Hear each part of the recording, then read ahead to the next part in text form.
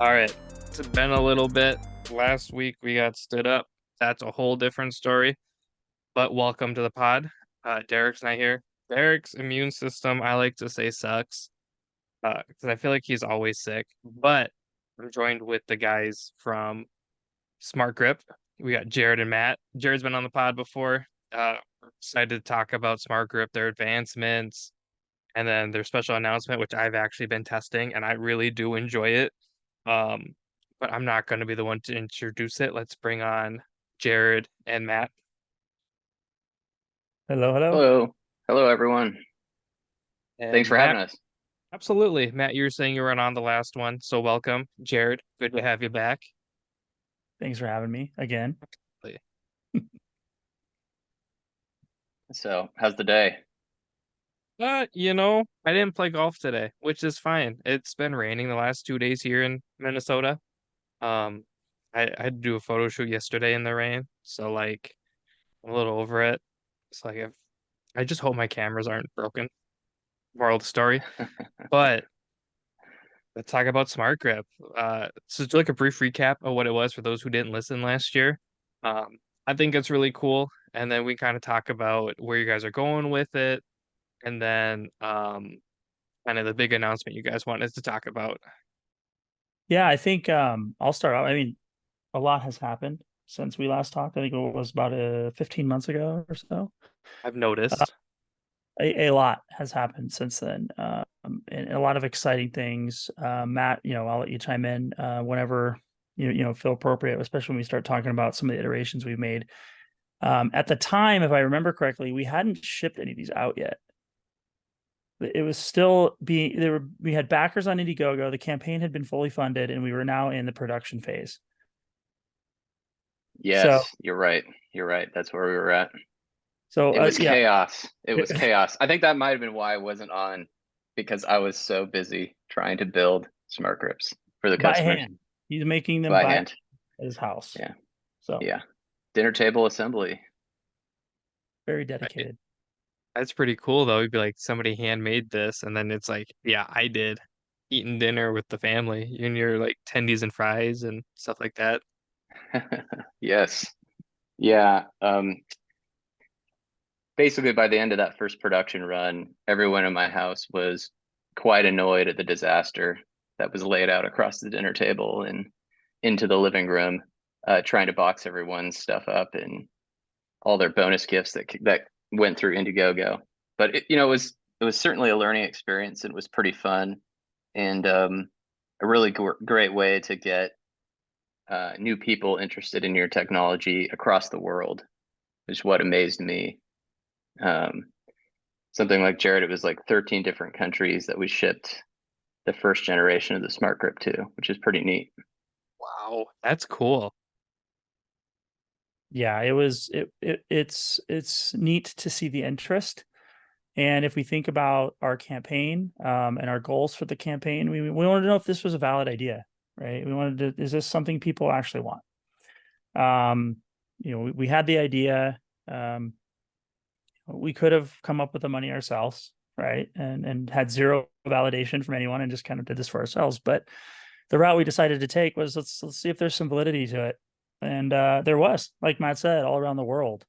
Um, it's been exciting to sort of see it grow like that and sort of take off in its own right.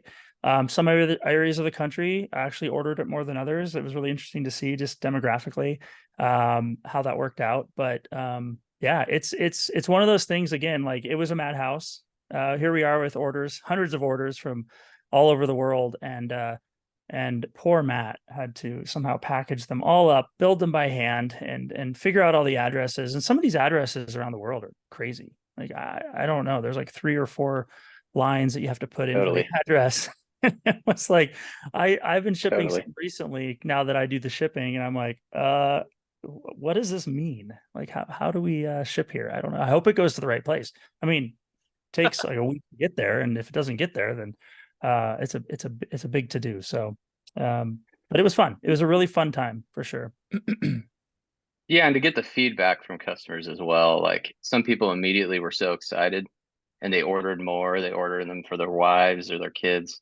it's pretty fun to see people excited about something that was just an idea not that long ago to reality to shipping to their door. It's pretty fun and a testament to all this modern technology with rapid prototyping, how quickly you can build new things today compared to, I don't know, 20, 30 years ago. It's just everything can be done at home mostly. It's amazing. And So like 10 years ago, I mean, I feel like things are just more accessible, easier to do for yourself. The technology's there. Um, but for those who like didn't listen, can you talk about what SmartGrip is? Because I know what it is. Um, Derek knows what it is because Derek had one of the early kind of prototypes. Um, but can you kind of touch on what it is? Because I think it's super cool. I think it's probably the coolest training aid I've ever seen, but I also don't feel like it is a training aid because it's something you can use for your entire kind of golfing career, if you want to call it that. Yeah, and it's interesting you say that because we get that feedback a lot, right? A training aid is something you'll use and then go perform. Hmm. This is something you're actually using as you perform. That's training you at the same time, right? There's no delay in muscle memory of hitting. It's similar to going to a driving range. And you're hitting bombs, and then you have to translate that to the first tee somehow. Like it's different. There's an exchange that happens there. But here you're actually learning as you're doing. So yeah, what it does essentially at its core is teaches you proper grip fundamentals, focused on a stronger grip. The reason I chose a stronger grip is because it's um, more able to fix a slice, solid ball contact, more distance, more accuracy, more consistent. 80 to 90% of the players on tour today use a stronger grip. So you're going to be hitting like the pros do on tour. And you're asking yourself, how the hell can Rory hit it that far? Well, they're using a stronger grip. They're delofting the club face and they're hitting the ball. So Smart Grip does all of this without you even having to think about it. So essentially, you put it on, you look for the green light, and you're good to go. So it isn't a training aid, but it is because it is teaching you, it's rewiring those habits.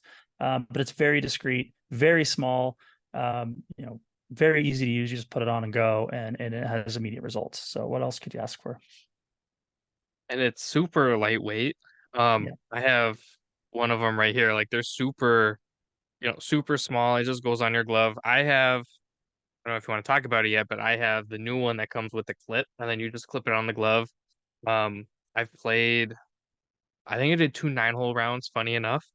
The first one, I was just like, this is easy. Like golf is easy. I could go pro. And then I think the second one, I kind of got to myself and I was like, oh, this is bad. And I kind of felt like I got too distracted. But as someone like me who struggles with kind of having a strong grip and slices, the fact that I was hitting just like pretty straight bombs off the tee box, like the first or second hole that I had it, just kind of looking at it, waiting for the green light. I don't want to say you fixed me, but at least now I know what to look for. Um, and I really appreciate it. So I think like the demographics there, the technology is really cool. I don't even notice it's on half the time. Um, I did have an issue getting it all set up, but luckily I was able to call you guys and kind of fix it because as soon as I was like, oh, that's it. Oh, perfect. So super cool. I was like, oh, I remember the sensor. I forgot to grab a glove. So I don't know how to show it putting on, but it's really cool. I'm happy to have one because Derek was like, I have one. I was like, you're not gonna share, are you? And he said, nope. So Well, you can tell Derek that you have the first prototype of this clip. And we are working out the kinks, right? Well, the same thing we did with the Smart Grip on Indiegogo is we even while we were running the campaign, we had people trying it. We want the feedback, and you gave us some great feedback, right? When it comes to usability and how you were able to even get it connected and put on, does it make sense? And so a lot of these things we're going to take into consideration when we start to go to mass market, right? So you can just tell Derek you got the first universal clip. And yes, that is a big announcement for us. It is the announcement. And why is that so big? Well, up until today, um, Smart Grip required a special glove. And I think this came up in the podcast before, right? It required a Q Mark glove. Everybody who golfs typically has a glove they like, right? It could be Ghost, could be Asher. There's a ton of different really nice golf glove brands. And so part of the problem, and again, getting into the market, it's hard enough. So we inadvertently yet intentionally made it harder on ourselves by having a specific glove it had to work for. But it really did help us get into the market, understand the ergonomics and just form factor of the chip itself. So the SmartGrip, once we have that figured out, the next step is this clip. It's a universal clip. It makes SmartGrip compatible with any and every golf glove out there. So I know last time, Dominic, you mentioned you had a glove that you really liked, and now you can use that glove with this clip. It's a huge step for us, just because it does open up the market to everybody. And future plans to get into other sports, right? So this is all an intentional plan and strategy for us. And so to be able to hit this milestone is pretty big, and allows us to really penetrate the market, get some amazing, even more feedback, right, from our customers, on just how it's performing. Like you said, you sort of put it on and you get into God mode, and you're just like, what the hell? Like, I've had people look up at me and be like, what is this black magic? Like, this is not right. Like, I don't know what you just did. But it is, there's so much that hinges on that grip. And if we can make it accessible to everyone who just wants a little bit of an advantage, a USGA approved advantage, I want to add, by the way, we got USGA approved about 8 months ago. So this is legit. You can use it in tournaments. Why not?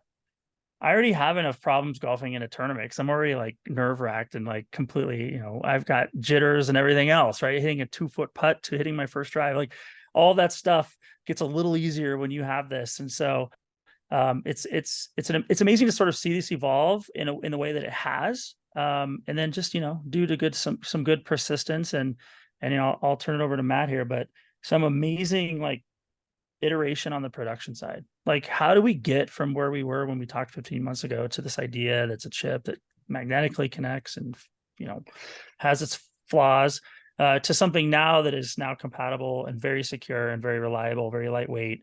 There's a lot of perks to it now, just on the hardware front, just how we use it. So kudos to you, Matt, for a lot of the iteration. I don't know if you want to get into some of that, but that was a journey, I know, for him for sure, because hardware is hard. There's a saying in the industry, right? Hardware is hard.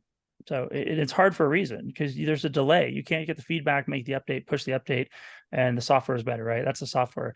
And hardware, you've got to really think about it because it's a very expensive update, right? So you really have to be thinking about these things. And Matt's done an amazing job iterating on the hardware. So I'm really glad that Matt's been on board and part of this journey, because we've had, I think, a dozen iterations in the last 15 months. So it's about one a month if you think about it, which is impressive. Yeah, like it seems like I live in the Silicon Valley, and everything that's startup here is software as a service. And so the nice thing about that is, you're just developing a new piece of code, not to take away from the effort in that, but like you can get immediate feedback. Whereas with hardware, it seems like the iterations, which was about 10 or so iterations from that first one we sent you guys till today, was, it's a let's try something, see if it works kind of, not good enough, or get feedback from friends. Hey, try this. What do you think? And really, like, some of the first changes from a magnet connection to a clip connection was some people just have a swing off the tee that is incredibly powerful. And so much so that even a really high power magnet will not hold it on. And so we basically had to come to the decision to go with a clip instead of a magnet attachment. And that basically fixed all of that. That, and then just making the assembly simplified so that we can still hand assemble these quickly, so that they're precise, clean, like a professional manufacturer would do. That was a lot of it. And then some of the sensors that are internal, there's a lot of minute adjustments to get things to work how we need them to work, so that everyone has the best experience. So I don't know, it's been fun. And I've had a few friends that have helped me, that I've worked with in the professional industry in the Bay Area, that have been life-saving. And like I said, rapid prototyping with 3D printers is a lifesaver, to be able to go, I've got this idea. You have that idea in 2 hours. Does this work? Nope. Let's try again. So I just can't imagine having to depend on some manufacturer out of state to make these things for you, to build a rapid prototype in 1 year like we have. So it's been pretty exciting to Oh, get there. are they 3D printed? They are. Oh, so that I was trying to figure out what kind of material it was. So I was like, oh wow, it's super lightweight and it kind of has like a good texture to it. Yeah. Um, that explains it. Yeah. It's a very high-end 3D printer. Um, Not the gray one that you have, not the prototype. That's like a home one. But yeah, Yeah, the black, the actual yeah, production one is a yeah, higher end. Yeah. yeah, Yeah. It's a higher end printer. So yeah. it's No, amazing what they can do. yeah, it blows my mind. I can barely like. I shouldn't say that. Sometimes I like struggle to like turn on my computer. Like I had to push the power button twice today, and I thought I screwed up. Um, so I can't imagine using like a 3D printer. Um, but yeah, no, it's super easy. So like I have the clip right here, little Mhm. magnet, and then here's the sensor. So it's super small, super lightweight. I like that these have the little hook on it because like you were saying, like I couldn't use my favorite glove, which now I have a couple favorite gloves. So it works with all of them. And all you do is you just slide it on the notch and boom, like super easy. I believe Jared said when it flashes green a few times, good to go, it's connected, and then you just throw it on your glove. So what I Yeah. was doing wrong, and I'm sure other people probably will do it wrong, is I had it on sideways. So I had it on like the strap. So I was like, oh, that's out of the way. And then I'm like, I couldn't get it. And then I had to put it like vertically. And that fixed it like that. And I was like, that is the weirdest thing ever, but I feel like a god. And then I went out and just smoked everything, which was kind of weird. Well, and we'll be sure to update the little quick start guide inside of the box itself. These clips will come with SmartGrip chips too, so they're going to come included, much like a dongle would, or before when Apple used to do that with their iPhones. But now they just make a ton of money off of them. But it will But come included. It will be much smaller, I think, and it'll what you have. I think it's a prototype, right? It's a little clunky. It's going to feel a little big. And once these get into production, they're going to be much different, higher quality, a little bit smaller, more snug, ergonomic, all that stuff. So yeah, that type of feedback was interesting, and it helps me, when I create these inserts or create anything, whether it's on the website or on the quick start guide printed out. It's very helpful for me to know from an illustration standpoint, like how can I best communicate this to our customers? So when they can put it on, it's real simple and easy to use. I've been using the clip as well, and just I'm very curious if you using it, if you created any sort of behavioral trends, patterns, like were there habits that you started? So for me, I actually kept it on the clip and actually removed the clip. Like the chip was on the clip. That was it. Like, and I would never take it off there. I would just take the clip off my glove and put it in my pocket. Right. So whenever I was up to the drive, then I'd just slip it right back into the glove strap and it'd be ready. But then I just always left it on the clip. It was a very interesting thing that I noticed. And when we build these things, that's what we're looking for. We're looking for like, what are like naturally do I want to do with these things? Right. It's like, and that's what I really love about this product and really anything I've worked on and any company I've worked for, like really getting in there and being like, okay, what happens when I do this over and over and over again? Like what starts to emerge from that experience? What are some of the things that annoy me?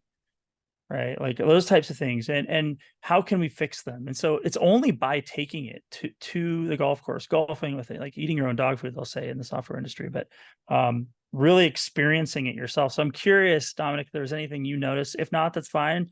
Continue to use it and send that feedback in. But very curious with something like this where it is new. No one's going to be used to attaching something to their glove like this. But very interested in how people start to use it, from a functional standpoint and just, behaviorally. So if there's any feedback you have there now or later, we're all ears. so I don't think I've used it quite enough to like develop habits, right? I have found myself not taking it off my glove though, because I don't even really notice it. I get, you're saying they're kind of big and clunky. To me, it's not too bad. It could just be because I've been using a different glove. I've been using the hidden mitten. Shout out my boy Luke from Backblast. He has his own little glove that he calls hidden mittens, and they're checkerboard. They are dope. Basically, they're like extra thick because he just burns through gloves. So he's like, fuck it, I'll make my own. And he's got like extra thick padding and everything. It's a wonderful product, and he gave me one, and I love it. Um, but I guess I probably don't notice it because it kind of sits right there, and I'm used to having like a watch on when I play. Yeah. So for me, this hand's always a little heavier, and it just sits right there. I haven't noticed it. Um, I like that it's on a clip though, and I like that it kind of clicks into place. And I'll put it to the mic and see if I can get it to click. It just to me that's a good sound. To me that says I'm not gonna swing super hard and lose it. So I've kind of have like that safety net in my mind where it's like I will not lose this. Um, the only thing I've noticed is now I kind of get in my own head at times where I'm like, am I screwing it up? And then like I kind of lose my grip in a sense. That might just be me trying to like overcompensate. I just have to get used to it. But the first time I kind of forgot I was wearing it, and then that's where I started to really see the change in my swing and the way I hit the golf balls and everything like that. I told Derek that was the first like round. I say round loosely because it was only 9 holes. That was the first round. I didn't lose a single ball. It was just like one after the next. Yes. Ball was mangled. Um, Shout out Odin because it's always an Odin ball. Um, yeah, I didn't lose one. I don't know what it was, and I debated on like hitting the kids in front of me because they're like goofing off. I'm like, at this point, I just want to like be done and finish. And I was like, man, I might be able to actually hit him, but I didn't. That devil on my shoulder. But no, That's I like the product, and I like that it's a clip now. I think that's definitely a better move. Yeah, yeah, we'll continue to hone on it, or Matt will, I guess I should say, because he does a great job at, like what I said, like what you have is pretty bulky, but Matt, he's got some stuff up his sleeve. We can make this again based on the feedback like you have, right, Dominic? So um yeah, I think Matt, anything you want to add to the clip? I feel like there's so much there that we have yet to untap, but yeah. I mean, it's just been fun, like a fun project to try to come up with something universal that everyone can use. So it's basically, this all started with using a Q Mark glove, and then we're now at the phase where it's how do we replicate the Q Mark connection on any glove, which is what this sort of is, so anyone can use it. And I've got so many ideas for the future as well where we can go with this. So it's just fun. It's fun to be a part of the creating something new industry, you know, and just happens to be golf, which is really fun. And it's fun to hear people getting a benefit from it. Uh, that's why we do it. And even young kids starting to use these, that are new players. It's pretty cool to see. Um, so I don't know. It just seems like a really fun part of the industry to be a part of, you know. So So like that's kind of what stopped me the first time was I was like, man, I don't want to change my glove for this. Like I'm not like super snobby by any stretch. I mean, like, trust me, I'm not super snobby. Um, but I'm like, I like how my gloves feel. I like knowing I can put it on and like know how it's gonna feel with the grip and everything. So like I just didn't want to have to like change my glove to put on a sensor. Um, call it lazy, I guess. I don't know. Um, but I love that you can just slide it on and away you go. My big question is, I don't know if we talked about it, 15 months ago. How long do these last? Like, do they just like have like a nuclear battery in there and they just last forever? Or is it like a double A type deal? no, that's a good question. We get that question asked a lot, and it is actually something we're looking into, whether it's rechargeable or replaceable, right? Mm. At some point, we're going to address the battery issue. But as of right now, I mean, you're talking 50 rounds. That's 1,000 swings. I mean, depending on how good you are. But that's quite a bit, right? And the goal here is to get to a point now where I like to say that, but at the same time, the moment I don't put it on, I slice the ball again. You know, uh, so it is one of those things. Funny enough, right? Here, I've probably used it thousands of times, and I still will just revert back to old habits. I'll think I have a strong grip, but it's not quite as strong as it needs to be to fix the size. So, but yeah, 50 rounds. I mean, that's quite a bit. I mean, I don't know how many people golf once a week, but it's a full year of golf. At some point, yeah, I would love for them to be rechargeable. We do have other versions that we're hoping to make here in the near future. with mobile app compatibility or capabilities, and just be able to store data, share data with instructors, swing data, all that fun stuff. We're absolutely going to need a rechargeable battery at that point, because then it becomes a very, technological sort of accessory that's not cheap. And it does a lot of really cool shit. So we have to make sure that people don't have to just buy a new one. And we want it to last, and we want it to be something people can, use regularly and come to rely on. So but yeah, I don't know, Matt, if you have anything to add to the battery thing. It's come up, I think, from the very, very beginning, to be honest. Yeah, it's about 50 rounds when we start seeing dimming. The way that this device works is as it starts to get low on battery, it will start to dim. So we're not really seeing dimming until after 50 rounds, which that's a lot of golf for most people. As long as you're not leaving it turned on, like attached to your glove and moving around all the time, uh, you know, it could last you a couple of years for some people, for sure. Yeah, like I made sure I was like, I don't want to leave it attached to the glove because with my luck, I'll lose both. Um, yeah, I'll throw it in the back of my car and then I'll never see it again. Tends to be how things work with me. Um, so I'm happy that I had that clarified. So that was really like my only real big question, other than like the price point now, if it's gonna be the same, if it's gonna be a little bit more expensive because it's more universal at this point. Um, but I'm glad it's not like a nuclear battery where like I could like explode or something. That'd be as funny as that would be. I'd be a little scared. It won't explode, I guarantee you that. Um, on record. And the price is going to stay the same. I think part of this that we're again going back to the mission, right? And we haven't even really talked about umbrella sports yet. Oh yeah. Which is a whole other topic, and we can get into that in a minute. I don't know how much time we Yeah. have, but Oh, we all the time in the world. okay, we're on a mission, Dominic, and it's not to making money's great, and I think anybody who has a business understands that. But you can make money doing a lot of things. The goal is to make money doing things you love, and we're on a mission, right? Like, I know that when I tried this, like, it worked, and I know that when I see people try it, it works. So for me personally, it's just super important that we're helping people enjoy golf. That's what it comes down to. We're not We want this to be accessible to everybody.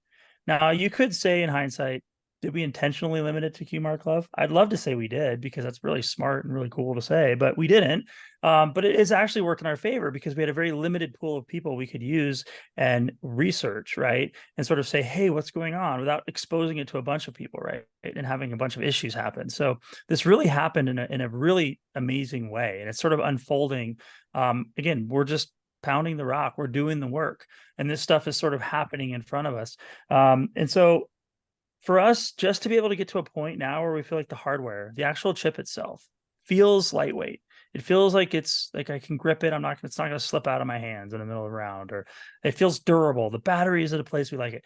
Now, let's introduce a clip that makes it universal to every golf club. Let's give it to everybody, right? And I think that's the big thing here, is just, again, we want people to enjoy playing golf. We don't want you to lose balls and like have to buy sleeves before your round, because golf's expensive as it is already.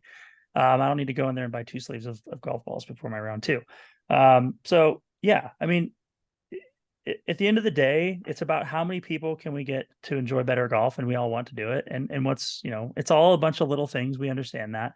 But a large part of it has to do with your grip. So we're super excited with the fact that we're able to create a clip that's low cost, cost to us, cost to the consumer. And quite honestly, it just, again, gives the ability for everyone now to enjoy what you've experienced just in 9 or 18 short holes. I think that's a tremendous achievement.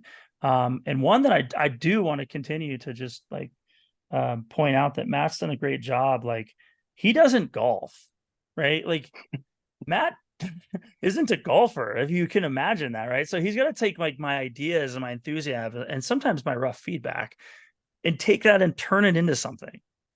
And he was able to do that really, really beautifully. And so I can't say enough about how he's been able to just sometimes just hear me rant sometimes, and sort of somehow take it all and say, okay, well, I'm going to kind of do something. But this clip is, like I said, a great achievement. And our goal is just to expose this to as many people as possible, so they can really start to, again, it's not going to solve everything. You're not going to be a pro golfer every season, but It will make it a little more fun and a little more affordable. And you're going to feel a little bit better on the tee box, right? And I think that's what it's all about. So, Matt, what Yeah. before we deep dive into like umbrella sports and what the hell it is, um, what is the price point on this? Just because I think this is super cool, and I think the one thing holding people back from playing golf is one, you nailed it, it's expensive. But two, it's hard. You get up to that first tee and like you shank it, and I feel like people just get frustrated and then they're like, I'm not gonna play this. So for those of people interested that, they might be introduction, new golfers, this is super cool, but I don't remember the price. But it'd be like a cool way to introduce people. The holiday season's coming up, weirdly enough already. I can't believe it's already like October pretty soon. Um, do you want to say the price? Because yeah, I don't yeah, remember. absolutely. We MSRP this at $99. So we fluctuated from 129 to 79, and really the sweet spot for us is $99. We feel like we can keep it there without having to, change prices every, whatever month or so. I worked briefly for PXG, shout out, and they did. Bob has a tendency to sort of just randomly change the price of his clubs. So I got to, for me personally, it's like I wanted to find the sweet spot. I was kind of experimenting with that, but I really like the $99. It really does pay for itself within a few rounds if you think about it. Just the pure enjoyment of getting out there and hitting the ball far is, there's nothing better than hitting that drive, or even just thinking you might hit the group in front of you is really cool to think. So $99. Like I said, it's we do have a discount that's still valid that we had on our last podcast, Save Par 20. So if you want to, repost that or however you do that, that's 20% off. So, you'll get another $16 or whatever it is, $18, $20, $20 off that. So now is the time to grab that. We'll have some holiday specials, things like that, but $99 is the MSRP. For the most part, you'll see it around that price point. I feel like that's a good price point because it's something, you could get like your entry level golfer, like your spouse, your girlfriend, your boyfriend, whatever, significant other, even your kid who wants to try to play golf, like you get on it, you use the Save Bar code, or you get it on a holiday deal. Boom, it's a good Christmas gift to get that golfer in your life. Definitely not plugging it for Christmas already because we're not there yet. Um, but like, yeah, it's not. It's definitely cheaper than a lot of training aids are, and a lot of the training aids you have to know how to use. Like if someone gave me like those sticks, like the alignment sticks, I have no idea what I'm doing because like I can't aim. Derek fixes my aim almost every round. Like without Derek, I'm hitting the group in front of me every time. Um, so thankfully he's like, stop it. I'm like, okay. Also if I could play around a golf with just two sleeves of balls, I would be thrilled. So kudos to you if you can do that. Yeah, and we also have pretty good inventory of Q Mark gloves now. That took a long time. The supply chain is still crazy in the world. So like if people want to try it with the original just connected to the glove without a clip, we have a pretty good inventory of those as well right now if people want to get those at the same time. So Is that more affordable or a little bit more expensive because you get the full glove with it? yeah, we're just selling the gloves on our website for people that are having a hard time finding Q Mark, which are a little hard to find. Yeah, I Yeah, remember the first time I was like, what the hell is a Q mark glove? I no one remember no one will know until they see it. They're like, oh yeah, I've had one of those. It's like the magnetic ball marker that goes on the glove, the top glove. definitely one then.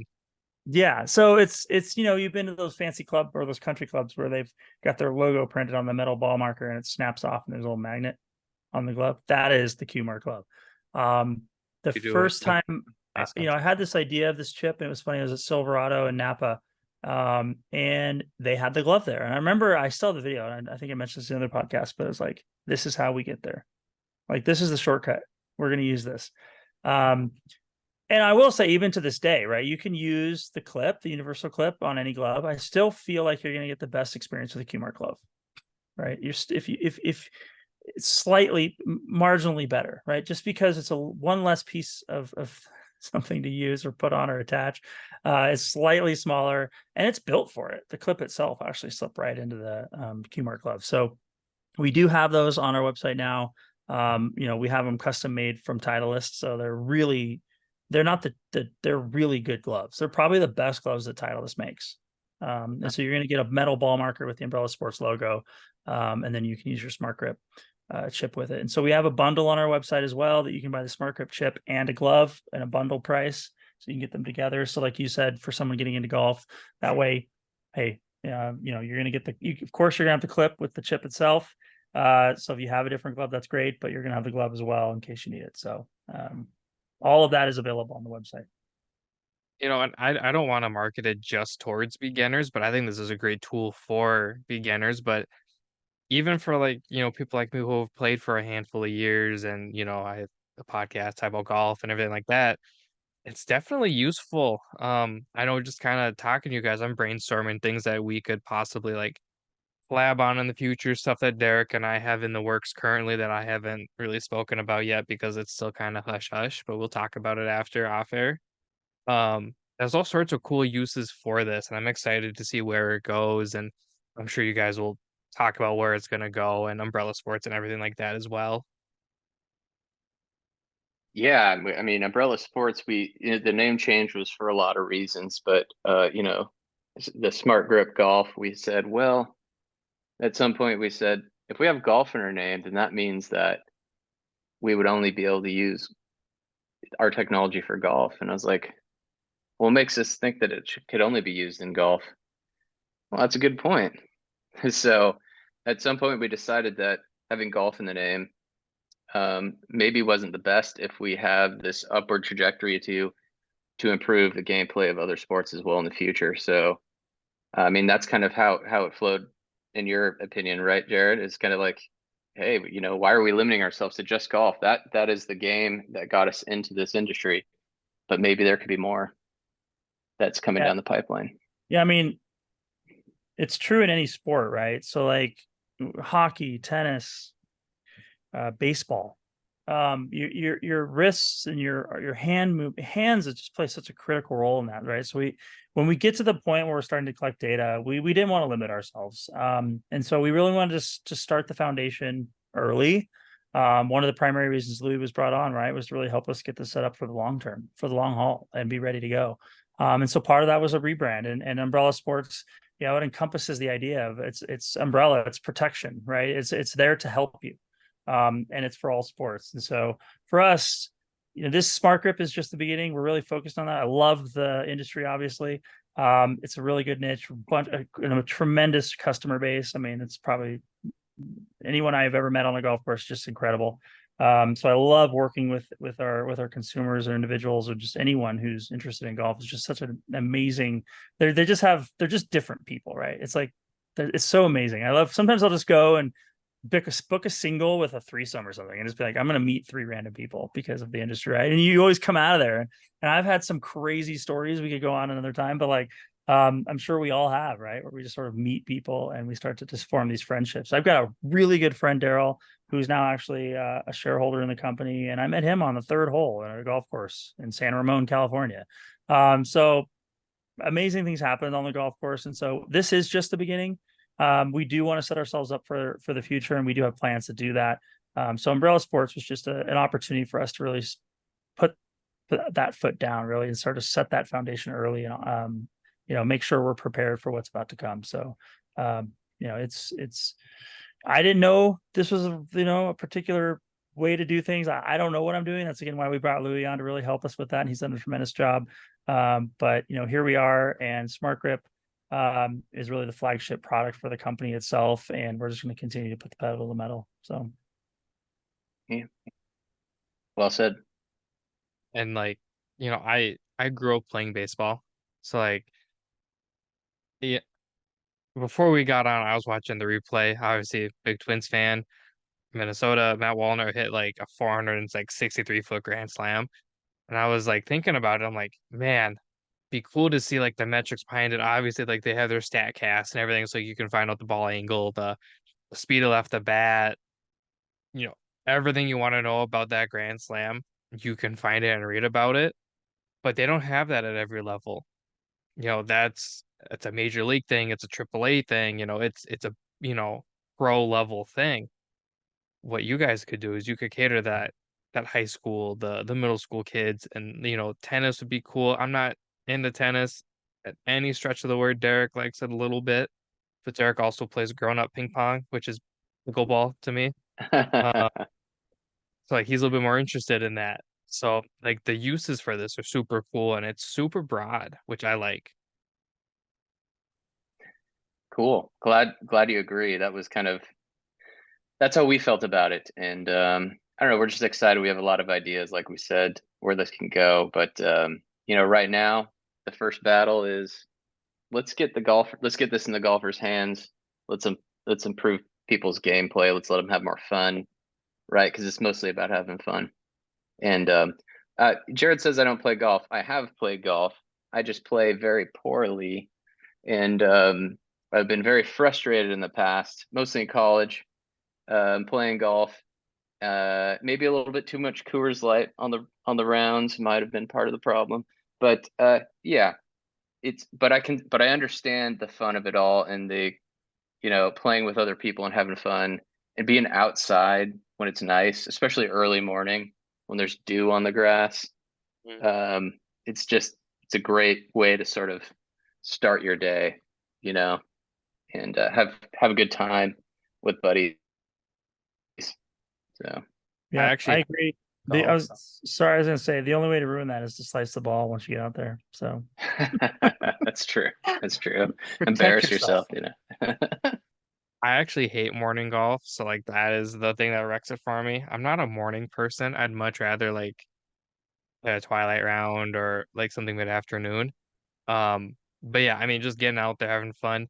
Derek and I have talked about this a couple of times. This might be the year that we've played the least amount of golf, but have had the most fun golf experiences we've ever had. Um, like we played golf in California, we played Half Moon Bay, we played the Ocean Course, we've got invited to like 3M Media Day for the 3M Open, so we played TPC Twin Cities in like tournament condition with the bleachers and everything, which was crazy. We found all these little things. Yeah, we were invited out to a cool resort and like they lodged us. We played a new Tom Lehman course here in Minnesota, and you know, it's amazing what golf can do and what golf can bring you. Even if you don't play very well, like me, Derek would carry me, but I drain more putts than Derek does, so there's that. Um, but Ooh, like burn. Yeah. he knows that. He knows that, but he's more consistent than I am. So we're the good like 1-2. He's gonna get me there and I'll finish.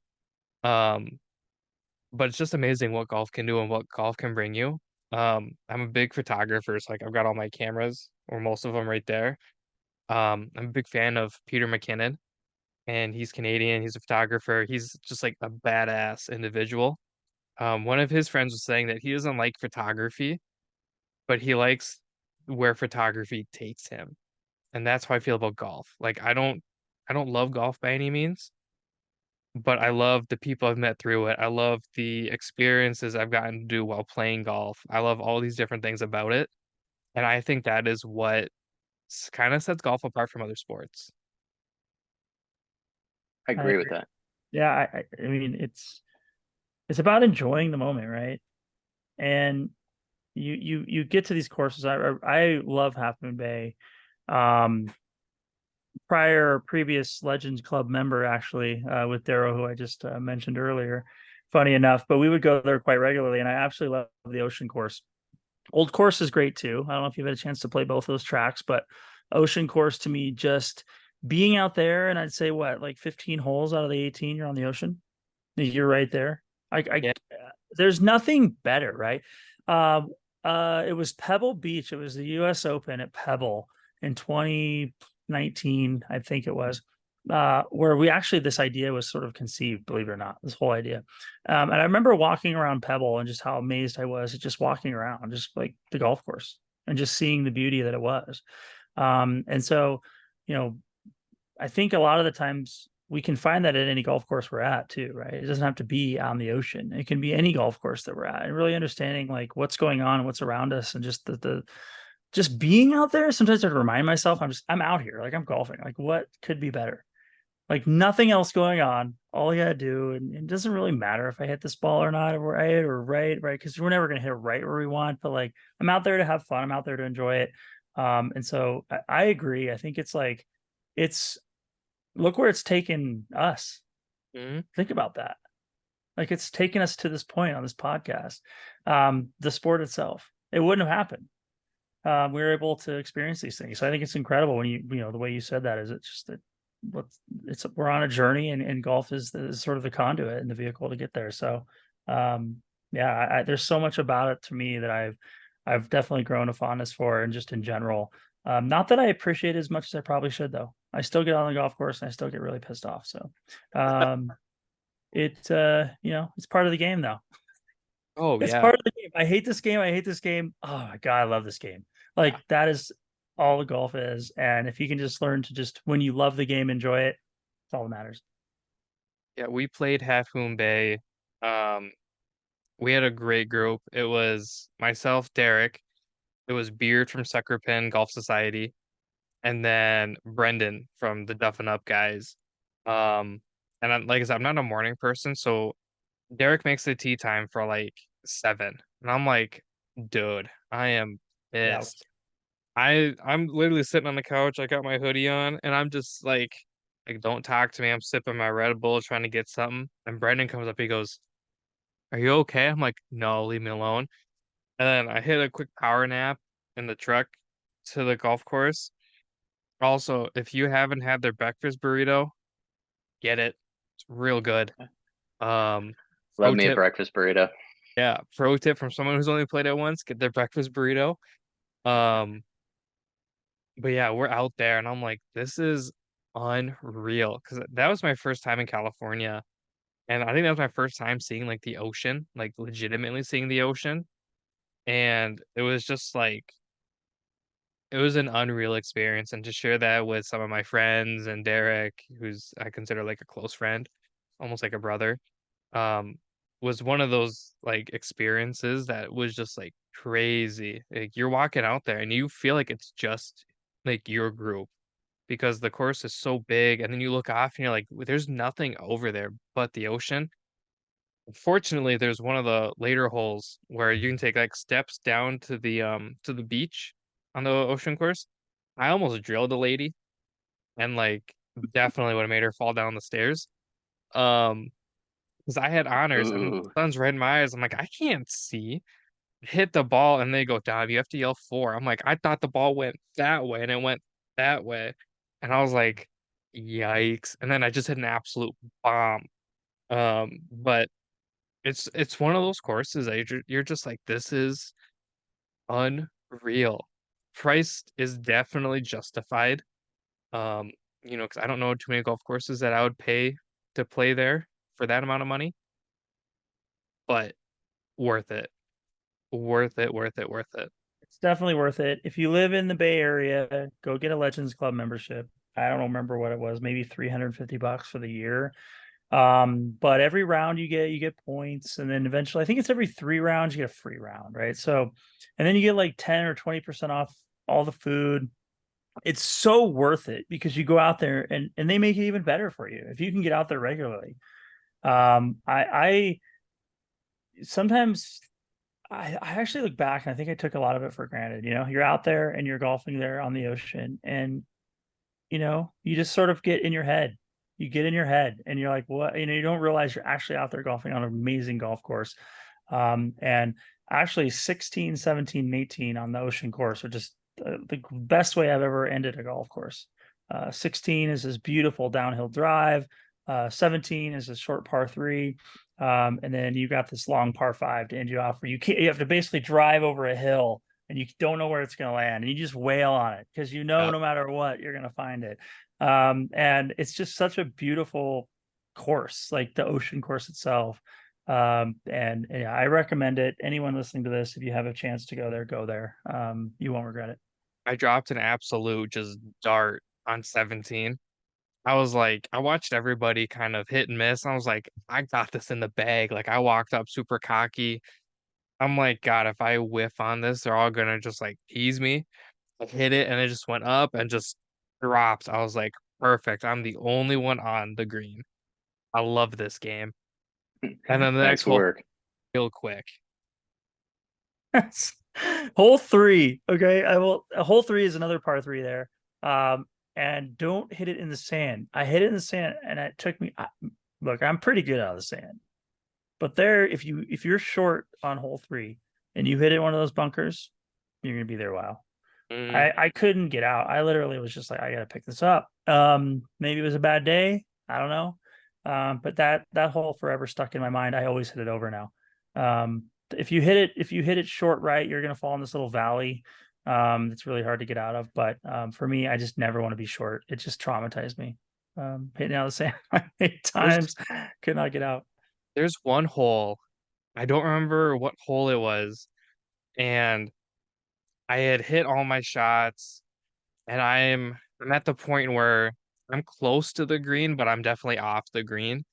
And I'm like, I'll just putt it. Like what's the worst that could happen? I'll either get it close or it'll go in. And like I don't trust myself chipping because it's kind of uphill. I had to probably be like 40, 50, 60 feet from the pin, from the hole.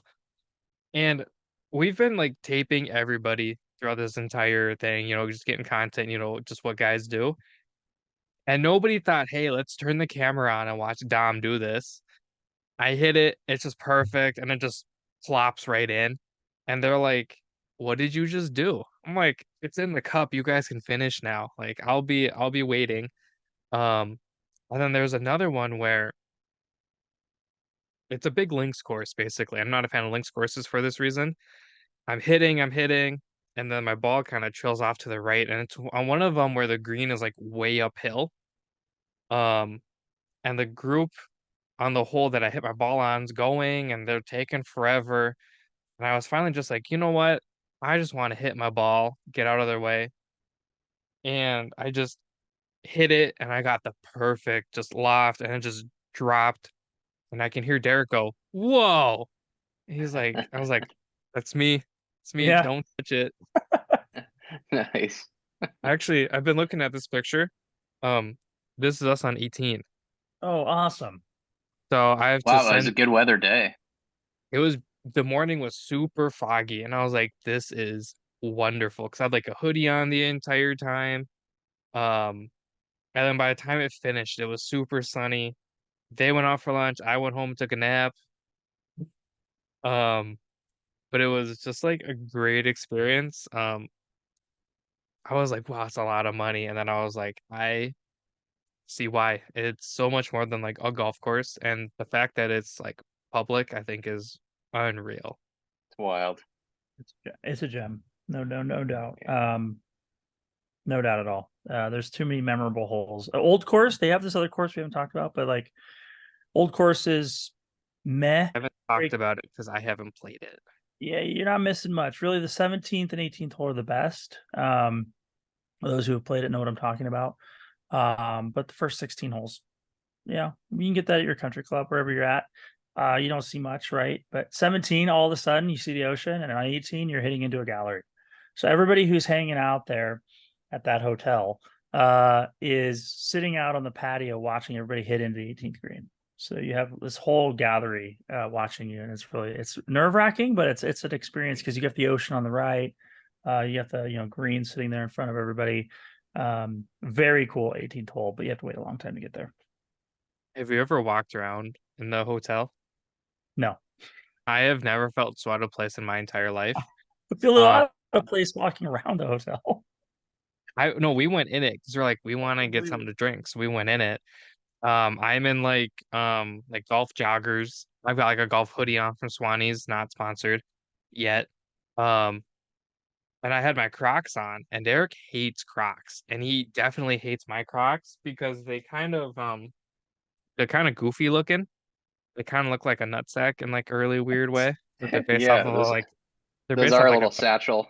Yeah. so so I'm running around with these things and I'm getting all sorts of weird looks and I'm like, I just want a beer. Like they want to eat here. I'm like, I just want a beer. So we're running around the Ritz-Carlton hotel and I'm in like joggers, a hoodie, and these ugly Crocs that I think are super comfortable. And I have never felt so weird in my entire life. But let me tell you, probably the nicest hotel I've ever set foot in. It's Damn. it's an incredible atmosphere. I don't know, Matt, have you ever been there? Yeah, I've been there just for like drinks and food. It's very, very swanky. It's very nice.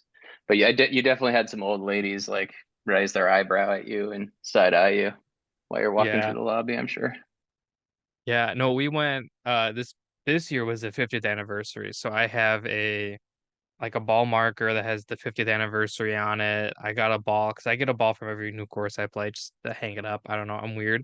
Derek collects pencils though, so he might be a little bit weirder than I am. Um, the one thing I wish I had gotten was like a sticker. I'm weird. I love stickers. Which that reminds me of the sticker in the box for this thing. Sweet, it's killer.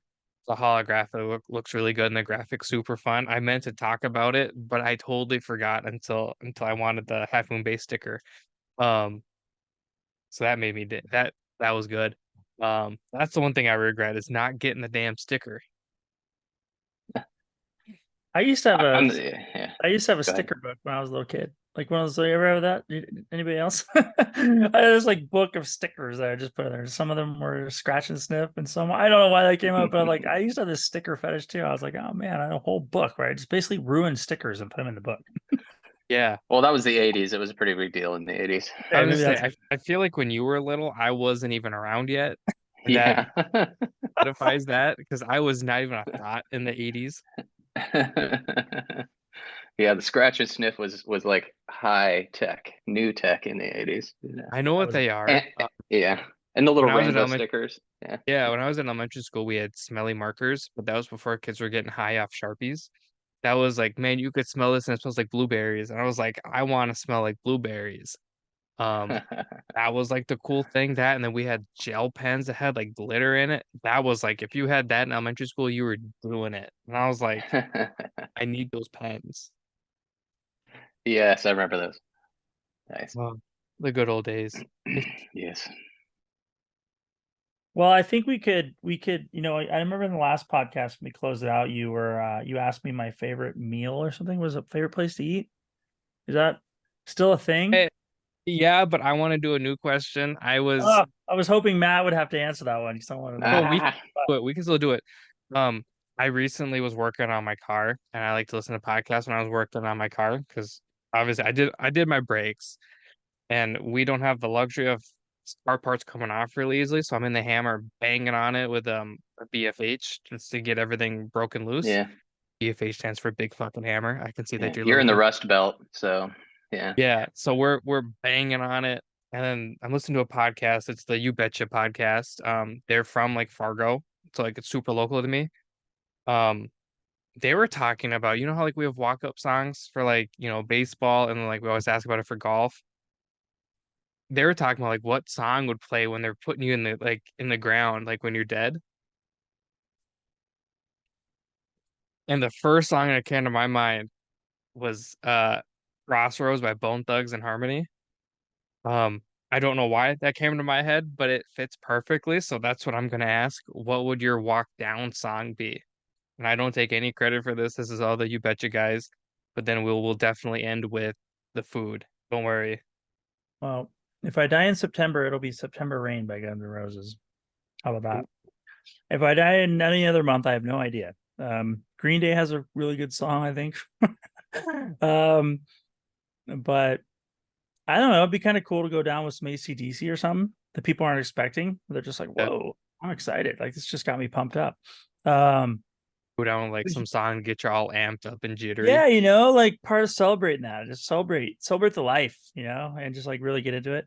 Um, but yeah, that's a great question and one that I have to dig through because I'm a huge music guy, and there's so many songs and so many when they have such deep meaning, it's hard, right? Because they like mean stuff. Like you really kind of get into lyrics, kind of what's going on.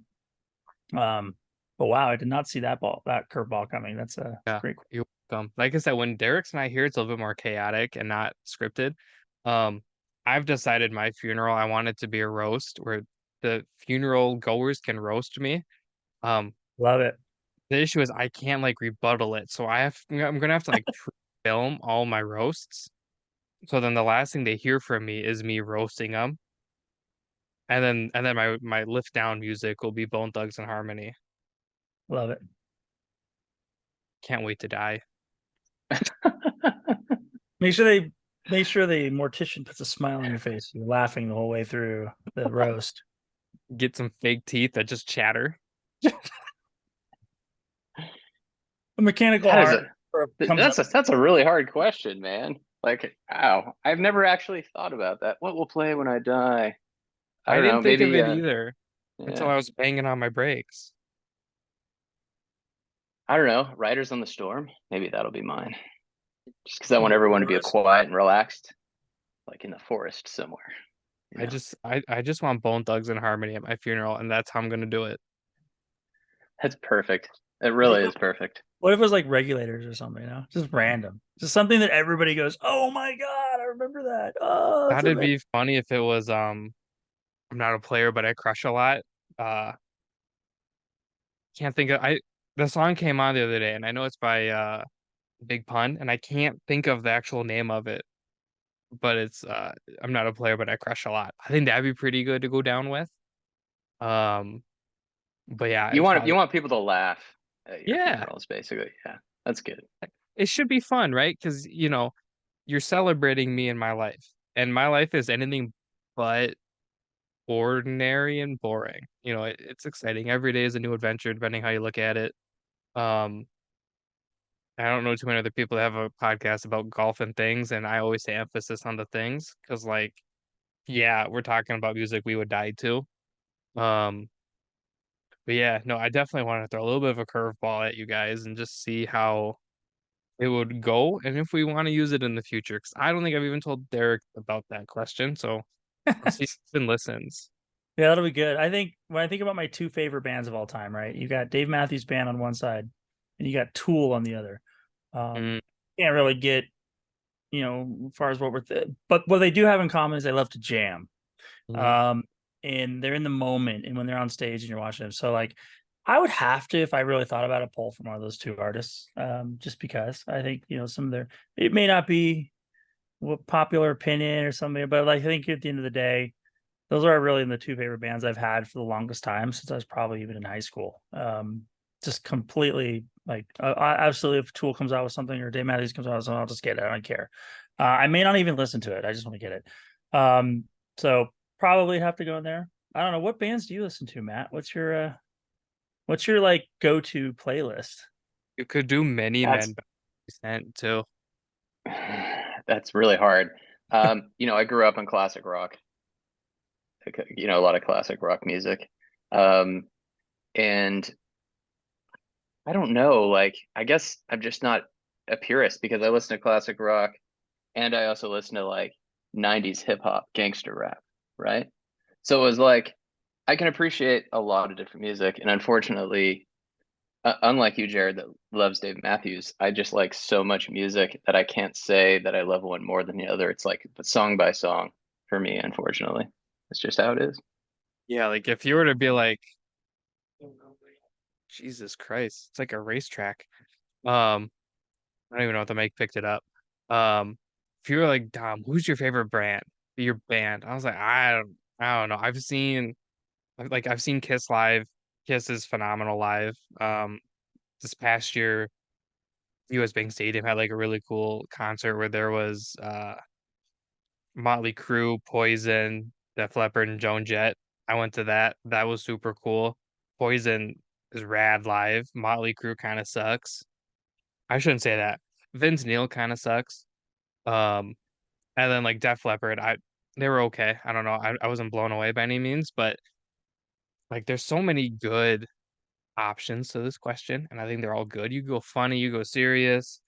Um, my music taste is a little weird. It'll go from like, like I love The Weeknd. Like that's probably like the main artist for Me me. too. Yeah, But I love. but I love him. And then it's just like boom, Pop Smoke, and then boom, Prince being in Minnesota. You gotta have some Prince. Oh, you could have done When Doves Cry. Oh, Man. that's pretty good. That's pretty good. Uh, my, Yes. my favorite Prince song is My Name Is, and then it's Prince, and then it's him talking about how funky he is. That'd be a good one to die to. Then you have like a funky death with Prince. Oh. I love it. Amazing. This is a good Amazing. question. That is a good question. That's a hard one too. To pop on someone unexpected, like, oh damn, what would I want to play when I die? You know? Yeah, but then if we go into this pre-scripted, it's not fun. Very true. Very You true. know, because then you're gonna listen the whole week to music and you go, oh, write that one down, and then I don't know. I don't feel like it's as fun. I'm doing that on Spotify right when we're done here. I'm going to create my own my death day playlist on Spotify. That's a great I want idea, to be Jared. prepared. Way to be Have something. organized. You have something like super energetic for when people are walking into the church or whatever you're gonna get married or wherever you're gonna have your funeral. And you have something kind of cold and somber while they're like mellowing out, and then you could just crank it back up as they're lowering you into the ground. That'd be pretty cool. You could do fireworks by Katy Perry as they're spreading your ashes everywhere. That'd be dope. Yeah. Um, Have oh, like Notorious B.I.G. playing when they're walking out, like have Juicy like, or something like that. yeah, you could have Juicy. Yeah. What's that? You could have like Juicy as you're walking in. Yeah. Oh, You just choreograph your entire funeral. Let's get it all and put it in the will. Make sure people do it. Be like, do this or else. These are the songs I want, and when I want them played, I want everybody to experience this the way I would intend. yep. And it's like when everybody sits down, please crack a beer. There you go. Somebody, I have a buddy that would definitely do it if I died and I asked him to. He would definitely crack open a Busch Light. Um, and he would definitely do it unironically. That's amazing. That's Yeah. amazing. And I can tell you're from that part of the country because you say Busch Light. That is not a West Coast beer. Hey, I grew And up on Busch it's like Light. Yingling. It's like Yingling on the East Coast, you know? Yep. I've had a Yingling before. Um, but yeah, no, my buddy's got a full garage fridge and it's just Busch Light. Um, so like he'll unironically crack open a Busch Light at things. I'm like, when I die, because chances are I'll die before him. Um, because one, I don't want to see my friends die. That's like a weird fear I have. Um, but I really want him to just be like, Bush, and then just start sipping away. That's all I want. Like up on a stage. Like, No, sitting in the very back so everybody has to oh. look around and stare at him. Yeah, Like wait till it's quiet and then yeah. exactly. The music stops. It's gonna be quiet for a little bit. You know, people are gonna cough as they do, and then just Bush. That's amazing. I'm not a big That's drinker, good. but I'll tell you, there was a lot of Busch Light when I grew up in high school, and then there was a lot of Zima. Do you remember that? No, he doesn't remember that. Okay, It that was was like Mike's Hard Lemonade when he was I yeah. like Mike's Hard. Yeah, I don't know if you Yeah. guys know how old I am. I wasn't born until 97. Um, Hmm. so yeah, I definitely don't remember a lot of things. Zima was amazing. It was like the pre-Trulies. Ooh, I'm a big High Noon guy. In our group chat, they were like I like to post pictures of like whenever I buy High Noons. Um, Brennan's like, person, Dom, what's your favorite thing? And then I answer just go Nooners. It's like they're so good. Do They're you have a so favorite good, of flavor? course. Because there's a Passion lot of fruit. okay. I'll have I to think try. passion fruit's the best. If you go with the tequila ones, lime is the best. Because then it just tastes like a margarita in a can. Yeah, Never tried those before. I recently found out I might have a gluten intolerance, sadly, which I'm gonna probably ignore. But tequila has risen on the list of alcoholic beverages, so I'm gonna give it a shot because it Yeah, doesn't they're have any gluten. great. You can buy like there's like a variety pack where you for the vodka ones you can get like passion fruit, mango, I think strawberry, and then there's another one. The tequila ones are they're not as good as the vodka, and then what's funny is I prefer tequila. Um, but like the lime tequila is really, really good. But passion fruit is the best one. Okay, noted. Yeah, notes taken. You get a 4 pack for like $12. So Sounds he was good. born in 97. Just reverse that to when I was born. 79. 78 here, so we're a bunch of old men over here. Old Uh, man. I want to know the answer to this question because I was asked it, so I just want I'm going to bring it up again because I want to know what Matt would say. I don't know how the question was posed. So Did we Dominic, ask you like your last meal? yes. Yeah. So Matt, you have well, as both of you, just in case it's changed. It's your last day. We have a few iterations of it. So right now it's your last day. What is like your last day on Earth in terms of food? You could do breakfast, lunch, dinner. You could do just dinner. Um, I'm a big like I usually skip lunch. I don't know. Sue me. I prefer like breakfast and then like dinner. So what would be like your go-to breakfast, your go-to lunch, and then your go-to dinner, and then you're just being lowered by Bone Thugs and Harmony into the ground. Well, yes, if it's my last day on Earth, I'm going to eat like a pig. Exactly. So yeah, so like my breakfast is eggs Benedict with bacon. Hmm. That's my breakfast. Have to have it. I'm like old school American. For lunch, I'm going to do a lot of sushi. Like I really like ahi tuna and salmon sushi. Um, and then for dinner, it's gonna be prime rib, baked potato with hollandaise sauce, and that's it. No greens. No greens. You're not doing like a salad or anything? Why? What's the point? I What's the love point? salad. It's like a good appetizer. Well, I figure since I'm eating like a pig all day, I'll need all the room I can get. That's fair. That's fair.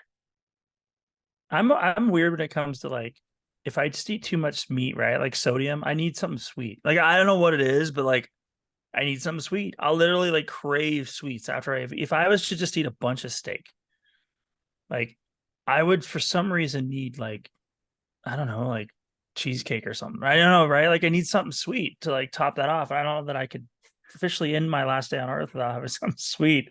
Because it would just drive me nuts. So you're So saying you need ice cream or something? yeah, I mean, we can get into me. I think I'd start my day off with a bowl of Lucky Charms. Funny enough, they're gluten free, by the way. I did not know that, but Oh, like really? yeah. So Lucky Charms to start off my day. I think I'd probably skip lunch too, just because I'd want to save all of that for. There's this place in the Midwest in Nebraska called Taco John's, and they have the best soft shell tacos that you'll ever No, have in we your have life. Taco John's here too. It's not just Oh like a thing. yeah, so you know what I'm talking about. So they're like super But Taco heavy. Bell is better. Oh wait, what? Yeah, What is it? What's the name? Taco Bell. Taco Bell. So Taco John's. Have you heard of Taco John's? Yeah. And I'm Okay, saying you think Taco Taco Bell is better than Taco John's? in a No heartbeat. way. No way. Hell yeah. No way. You're in the wrong Taco John's. So I will say this: location matters because different owners do things differently. Where I This grew up in guys, Nebraska, absolutely no question about it. Taco John's soft shells. I do like their potatoes. Potato lays are amazing. They have a Yes. Taco Bravo there, which is incredible. Um, Taco Bell has gotten better though. I got to give you that. Taco Bell. So normally when I so normally we do this at Derek's, not to get too off topic. On my way home, I'll get Taco Bell. And then like the issue is I'm good friends with Tacos at the Turn, and he like hates how much I love Taco Bell. It's I I it's had a not lot bad. of Taco Bell in my youth. I'm Um, still in my youth. well, true. Like in college, usually after midnight, usually not sober. There was a lot consumed at that hour as well. The best. There was one Uh, night my buddy and I have been drinking, so we're not driving. So we were both a little a little we were drunk. And I had ordered on the app and just sent his brother to go get it. I didn't realize how much I ordered until the next morning. You know how hard it is to spend $40 at Taco Bell? Hey, it's getting easier. I it's did it. getting easier now, but yeah, I seriously, especially when you're only getting like hard shell tacos and bean burritos, right? no, I think we had like everything. We're just like to the cart. And I was like, yikes. It There was used so to be a $20 challenge. Like go. I used to try to do this with my kids. I'd be like, go. We have 20. Like I don't think you can eat $20 worth of food at Taco Bell. Like you just can't do it. Um, you oh, I just promise you I can. probably you can today I because just won't keep it down. yeah, I think back in the day when things were closer to $1 or so, It was a little bit tougher today. I think a taco there was like $5, but yeah, it was I think it's probably more of like a $40 challenge now, which is unrealistic, but um solid food, solid Mexican choice. Absolutely. If you like, Tex-Mex or whatever they call that, I don't even know. Taco John. Taco John's is legit though. I don't care who you are. If you're ever in Grand Island, Nebraska, go to Taco John's on South Locust. So there you go. If I ever go to Sweet. Nebraska. If you ever go to Nebraska, yeah. Why would you go to Nebraska? No, Hey, just kidding. you never know. Sometimes you get there and you're stuck there. That's the way it's the way it is. So if you're there, you know what I'm talking about. But if you're ever passing through, because the I-80 goes right through Grand Island, be like, hey, I was listening to this random podcast and some guy said to go and check out this Taco John's place, South Locust. You won't regret it. Okay, so you would have Lucky Charms in the morning. Are you doing Taco John's for dinner? Yep, 6-pack and a pound. That's 6 soft shells and a pound of potato lays. What are you doing for dessert after all the salt? Are you getting like I guess we might as well wrap it up. Like, are you getting like a Dairy Queen Blizzard or what are you doing? Yeah, maybe actually Dairy Queen or a churro or something, just some like shit, I don't even know, pack of Skittles. Anything to really like round that off, but that's I just had a really good churro at a Giants game when we were there. oh yeah, they make Oh, great. good. Yeah. It was I'm probably glad $20, but it was really good. I yeah, didn't pay for it. you had a great time in the Bay then, man. You got to go golf Half Moon Bay and you got to go to a Giants game. I mean, that's Oh, amazing. dude, that's not even the half of it. So you were saying how like you get really nervous playing in tournaments and everything earlier.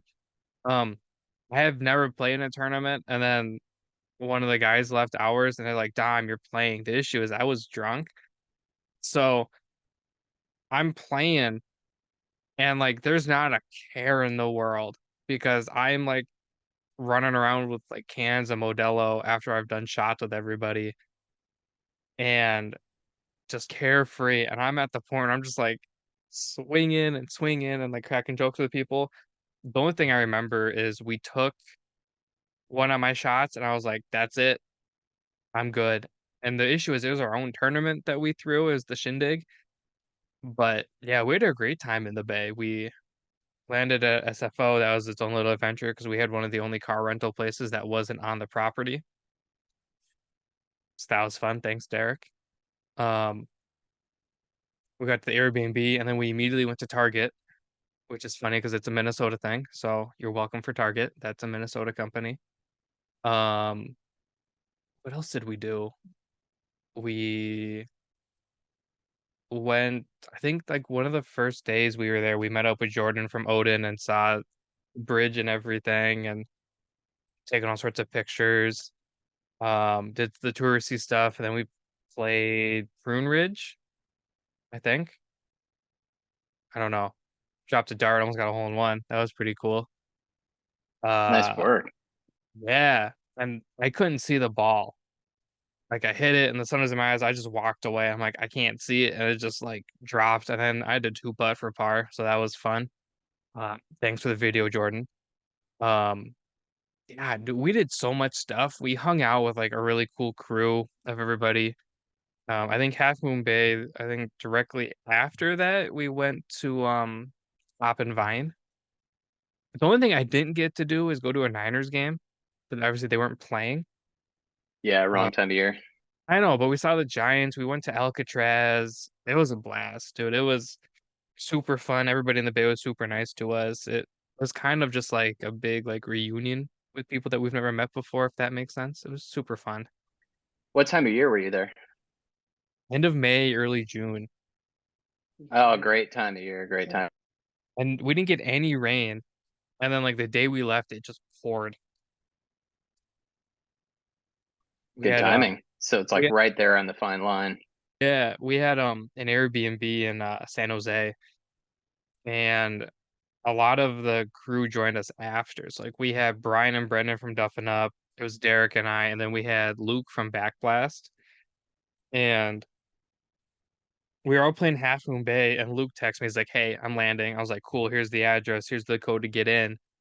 He gets in, And that's the last thing I heard from him. We get back and we're like, "Where's Luke?" And he's sitting out on the patio with this smirk on his face. And he stands up and I'm like, "Oh my God, you are the biggest human being I've ever seen." On his page he has a video of him next to Paddy Pimblett, the UFC fighter. And he's like the same size as Paddy. And I was like, "You'd beat the shit out of me." And then he like bear hugged me. And I was like, you're not gonna beat the shit out of me. Turns out he got bored waiting for us, so he walked to Costco, bought 2 cases of seltzers, and walked back. So in our B&B fridge, it was, like, straight up just, like, the 2 top shelves are just alcohol, and then there's, like, bread. So you guys had to like make room for food.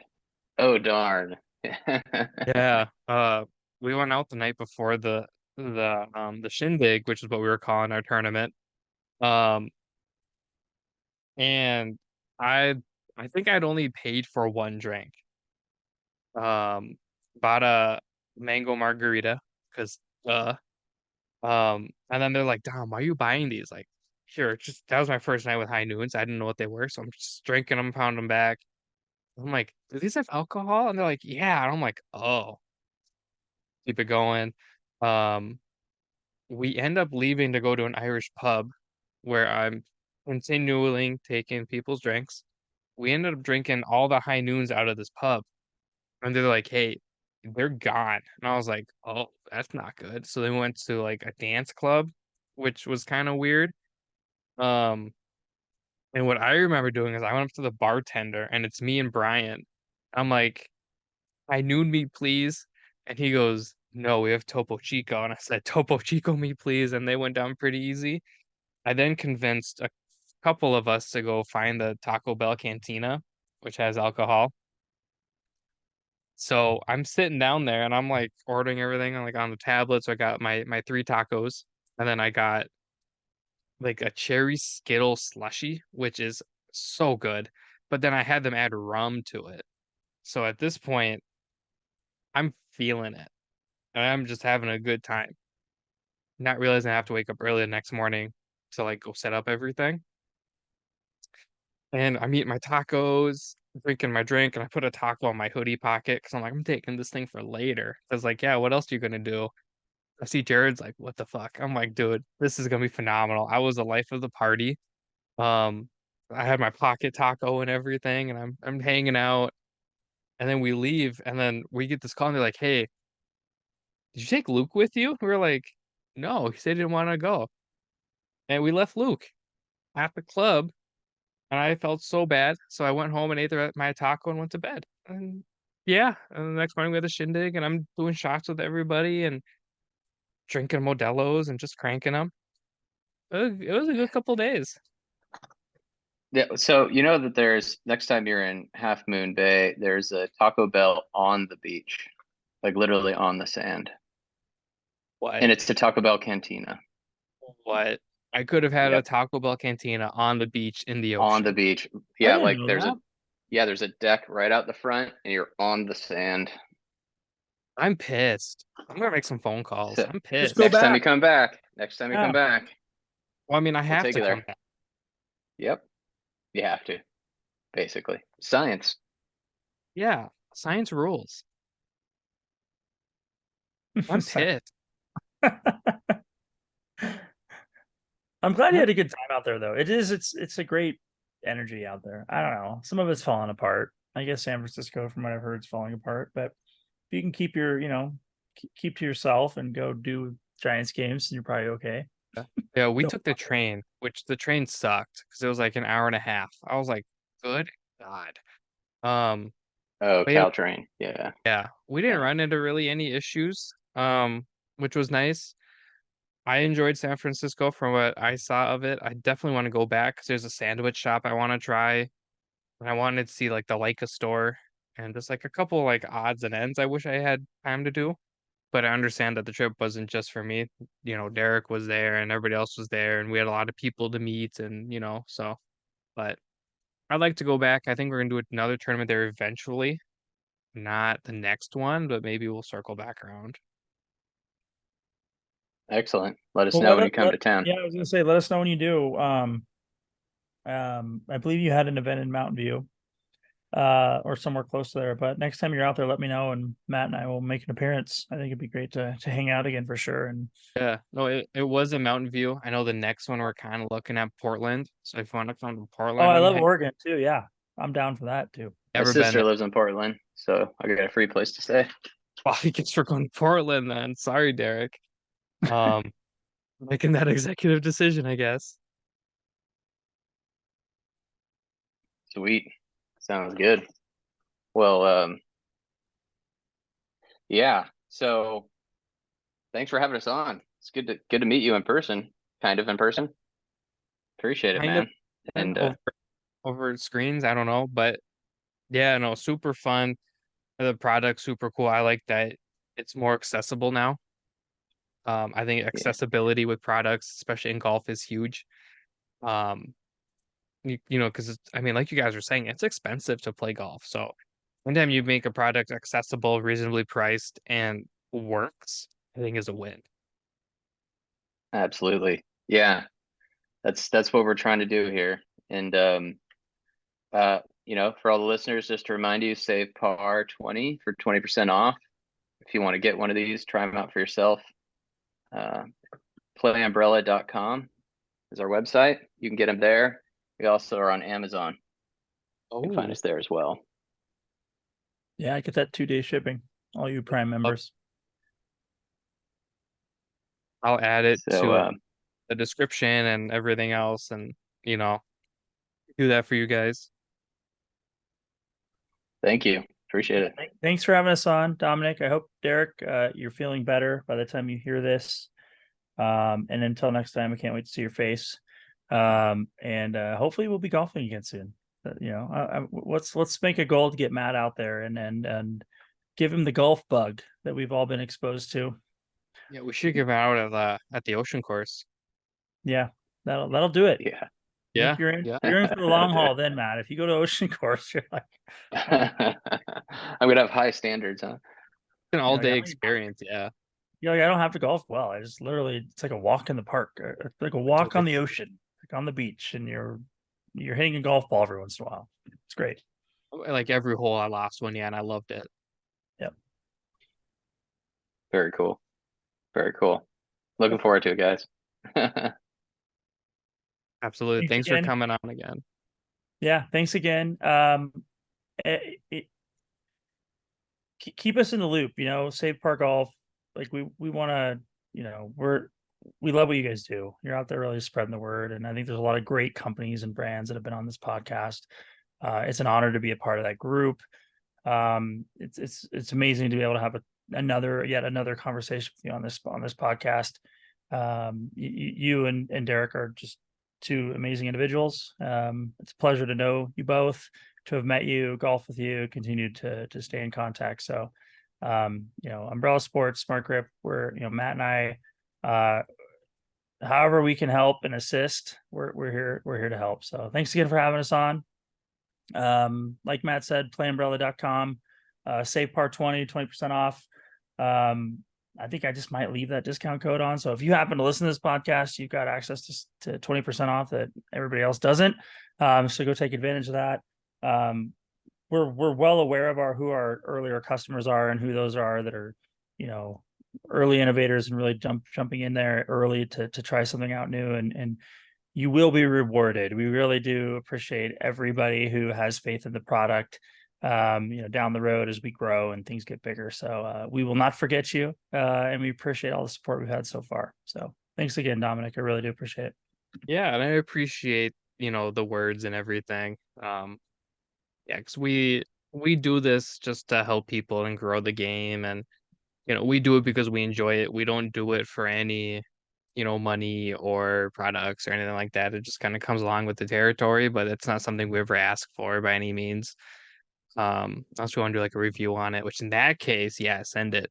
Um, but yeah, definitely appreciate you guys. If you want to hang out for like another few minutes after, we could definitely talk about a couple things that you guys might be interested in. So if you want to hang out for a little bit, I'm all ears.